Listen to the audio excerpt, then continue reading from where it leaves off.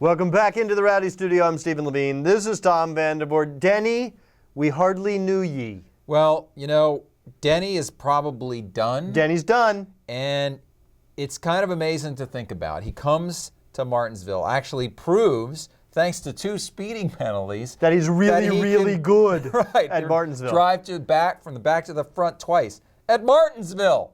And then mechanical issues. But we talked about this at the beginning of the year. We talked about it last year, and we talked about it at the beginning of the chase. We talk about it every time it comes up, and it comes up much too frequently. Joe Gibbs Racing has more of these kinds of issues than any of the other top-tier teams, and it is an Achilles heel, a chink in the armor, if you will, that you just simply cannot afford. I feel bad for the guy. I feel bad for his team, and it's hard to pin any one incident on this pattern, but it is part of a pattern. Well, of course it's part of a pattern. Joe Gibbs Racing has had quality assurance issues for years now, and you can say, well, a master control switch has nothing to do with this other incident, has nothing to do with this other incident, but a pattern has emerged, as you said, and it's not necessarily a pattern of, well, this one part goes bad. It's a pattern of they're not doing something right in their process, in their quality assurance process to guard against whether it was a mechanical error or an assembly error.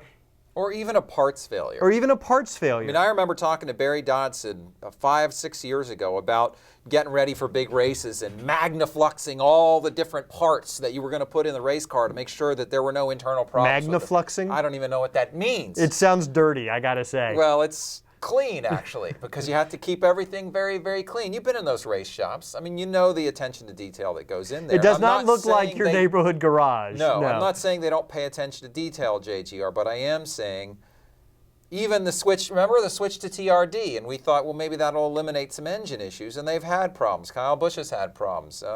Joey Logano has had problems, and Denny's had problems. You don't see those same issues at Michael Waltrip Racing. Not with the same frequency, no. Right. So it's something they need to think about. But while we're sitting here talking about Denny, we should really be talking about Jimmie. Yeah, Denny's loss. He did what Denny would have hoped to have done, which is come out and dominate the weekend. Well, Jimmie Johnson in his post-race press conference, his Victor's press conference, said, look, a true champion wins at the racetracks they're capable of winning.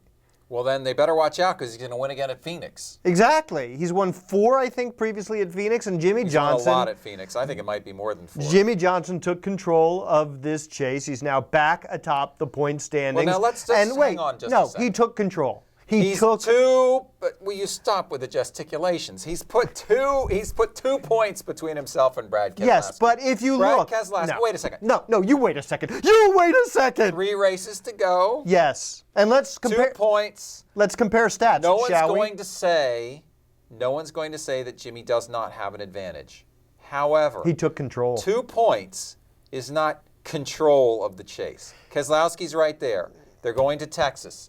He outruns Jimmie at Texas. He could get back in the points. You want to talk Texas? Let's talk Texas, because I've got some statistics right here. I don't need your little pieces of paper. No, I've got pieces of paper. Jimmie Johnson has a better record at Texas. Wait, it's not just a better record. Phoenix, it's not a better record at. I know all that. It's not just a better record. It's that Brad Keselowski. I'm the guy who said Jimmie was going to win this thing. It's that Brad Keselowski has never scored a top 10 at Homestead or at Texas, and I understand that Brad Keselowski's performance has very little to do with his statistical history. But what would you have said going into Dover? Pretty much the same thing. Yeah. Okay. But you got 3 racetracks where Jimmie Johnson has a huge statistical advantage. My problem is with this idea that he's got control of the chase. He's got control. Jimmie and Brad are 1 and 1A. They're right there. It's a 2-man race, and it does feel, I will give you this, Brad Keselowski's position feels a lot like Denny Hamlin a couple years ago, Carl Edwards a few years ago.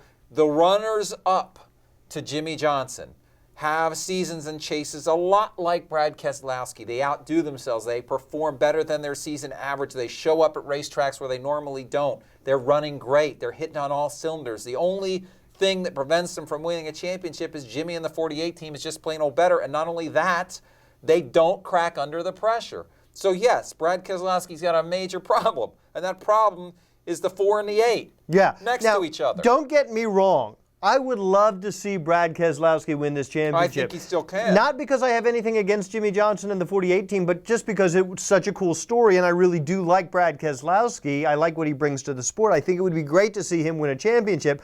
I just think at this point, it seems more and more unlikely. It's just inevitable, isn't it, that the 48 team is going to win the championship again? The answer to your question is no. It is not inevitable. Oh, it's inevitable. It is not inevitable. It strikes me as likely, but not inevitable. All right. Here's how Brad Keselowski does it. And I know you want to wrap it up. Here's what you do. You stay close to Jimmie. One of those 3 races, it could be Homestead. One of those 3 races, you're probably going to have to outrun him by 8 to 10 positions. Oh, that'll happen. It's not going to be easy to do that, but it can happen. The hallmark of the 48 team is to take adversity and turn it into advantage. So even if they have a bobble in one of these races, a speeding penalty, a cut tire, who is really going to say that will be their undoing? I don't know, but it could happen. It could happen. Keep hope alive! That's Tom. I'm Steven. Thank you for watching.